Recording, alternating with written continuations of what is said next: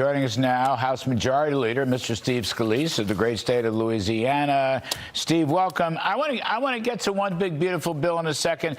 Just your quick reaction for a moment on Pete Hegseth today in the House, in the Senate Armed Services Committee.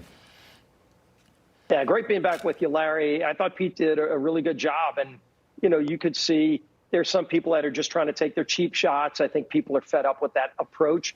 You know, and he really showed why President Trump picked him. You know, he talked about, you know, you only had a few generals that won World War II. We've got over 40 generals today. It's very top heavy at the Pentagon. He wants to right size it. He wants to go in and focus on the warfighter, on our men and women in uniform who are on the front lines, not all the big bureaucracy at the Pentagon. And I know some people will be upset about that, but frankly, most people across the country are hungry for those kind of reforms that Pete is going to usher in. I thought he handled himself well. Yeah, 100%. That was a great moment when he laid that out. Mr. Scalise, let me ask you about one big, beautiful bill. The clip has the speaker speaking. You're standing right next to him. Good timetable. End of February for a budget resolution. Easter for a reconciliation bill, all done by Memorial Day. Why not? That's my point. Why not?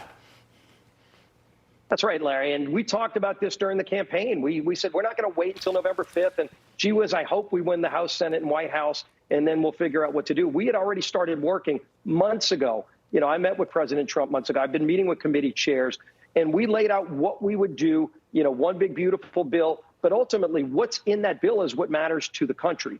And that is getting real tax reform, making sure that we don't have any tax increases. That's a big place to start. Getting energy policy right. You know, opening up more American energy to lower costs, lower energy costs, lower food costs. Get border security is going to be a part of that. Get into all these crazy rules and regulations. So how do you do it? You do it through budget reconciliation.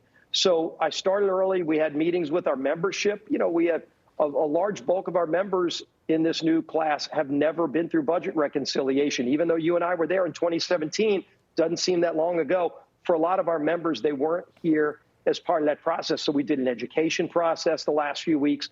We've had great participation there.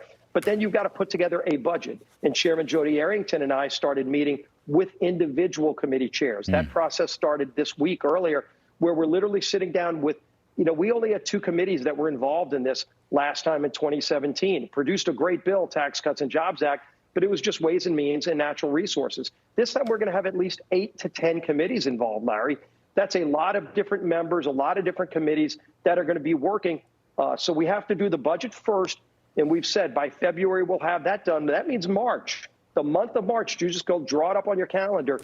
You're going to see 8 to 10 committees in Congress working feverishly to find waste, fraud, and abuse, to identify real savings. And I'm talking not tens, I'm talking hundreds of billions of dollars of savings from some of these committees where they're going to be able to put real reforms in place.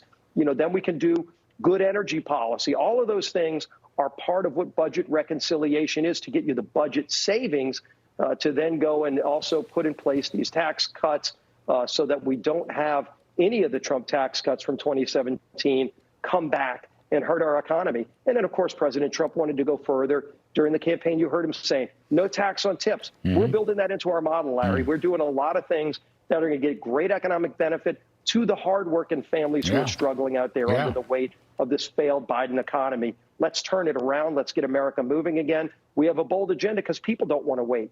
Let's get this thing moving quickly. Well, you had H.R. 1 energy. You have that. You passed that. Actually, it was on this show. You unveiled it. Yeah. You've got H.R. 2. H.R. 1 on your show. Yes. We gave you a hard hat.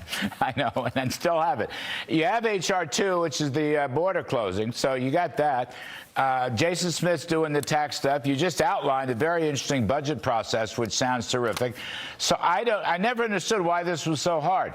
And if you get something through by Easter or whatever, Memorial Day, I think that's terrific. Then the blue collar boom we've been talking about, you know, for the working class coalition that elected Mr. Trump, it will all be there, sir. It can all be done that quickly. It will happen, and it'll happen quickly. We saw, you know, with the Tax Cuts and Jobs Act, unfortunately, because Congress and the president were not on the same page in 2017, it took us a year to get that bill signed into law. We lost invaluable time. And by the way, the economy staggered and just kind of shrugged along until we finally got that bill passed. Then we saw incredible economic output. We saw great wage growth. Families started seeing more money in their pockets, which really matters to them. This time around, we're way ahead of that curve. We are all on the same page. We've been working on this for months. The committees, there's limits on budget reconciliation, so it's not like you could just snap a finger. Hey, let's take H.R. 1 and do H.R. 1. There's some things in H.R. 1 that don't fit under the limitations of budget reconciliation, but the things that do, we want to put those in the bill. Same thing with border policy. The same thing, by the way, with so many other committees that weren't involved last time that will be. Work requirements. Some of the things that have been needing to happen to get real efficiency out of government and savings in the tune of tens and hundreds of billions of dollars. People are fed up throwing their money down trash cans and watching the government pay people not to work, watching the government do all these ridiculous things. Why? And they say, why don't we fix it? A lot of that you're going to start seeing fixed in this great budget reconciliation bill. And again, March, the committees will do the work. By April, we'll have it passed through the House. Mr. Majority Leader Steve Scalise, thank you for outlining that. We appreciate it very, very much. Good to see you, sir. All right. Coming up on